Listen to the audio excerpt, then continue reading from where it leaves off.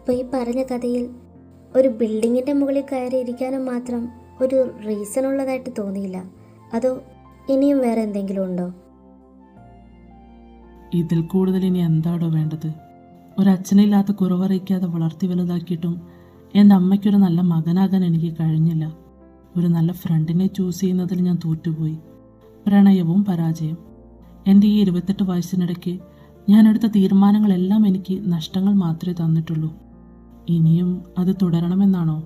First of all, ഈ 28 age എന്ന് പറയുന്നത് തൻ്റെ ലൈഫിൻ്റെ അവസാനമൊന്നുമല്ല.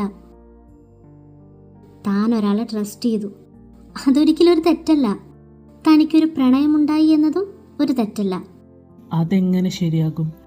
ഞാനൊരാളെ വിശ്വസിച്ചതും ഒരാളെ ഹൃദയം കൊണ്ട് പ്രണയിച്ചതും എൻ്റെ ലൈഫിലെ തെറ്റായ തീരുമാനങ്ങളായിരുന്നില്ലേ? അല്ലടോ, തൻ്റെ തീരുമാനങ്ങളായിരുന്നില്ല തെറ്റ്, താൻ ചൂസ് ചെയ്ത ആളുകളായിരുന്നു. നിന്നെ അവർ ഡിസേർവ് ചെയ്യുന്നില്ല എന്നതാ സത്യം. തനിക്കിപ്പോൾ ഈ തോന്നി പെയിൻ ഉണ്ടല്ലോ, അതൊരു എക്സ്പീരിയൻസാ.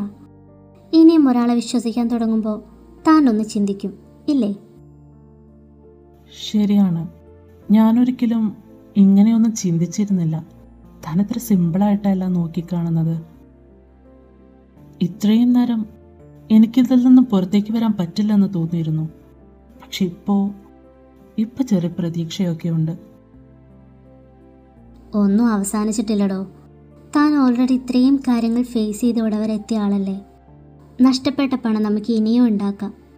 നഷ്ടപ്പെട്ട സുഹൃത്തുക്കളെ റീപ്ലേസ് ചെയ്യാൻ ശരിയായ ആളുകൾ ഇനിയും വരും. പിന്നെ പ്രണയം, ഇപ്പോൾ കഴിഞ്ഞതിനേക്കാൾ മനോഹരമായൊരു പ്രണയവും തൻ്റെ ലൈഫിലുണ്ടാകും. പിന്നെ തൻ്റെ അമ്മയെ ഒരു രാജ്ഞിയെപ്പോലെ നോക്കണമെന്ന സ്വപ്നമുണ്ടല്ലോ, അതിപ്പോഴും പോസിബിളാണ്. പക്ഷേ ഇതൊക്കെ നടക്കണമെന്നുണ്ടെങ്കിൽ താൻ ഇവിടെ തന്നെ നിൽക്കണം. ഒന്നും വേണ്ട, ജസ്റ്റ് ഇന്ന് രാത്രി താൻ സേഫായി വീട്ടിലെത്ത്. തന്നെ കാത്ത് തൻ്റെ അമ്മ ഇരിക്കുന്നുണ്ടാവില്ലേ വീട്ടിൽ?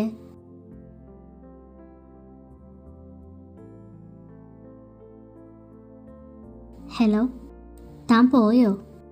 ഇല്ല, ഞാനിവിടെ തന്നെയുണ്ട്. എനിക്ക് എൻ്റെ അമ്മയുടെ കോള് വരുന്നുണ്ട്. ആണോ?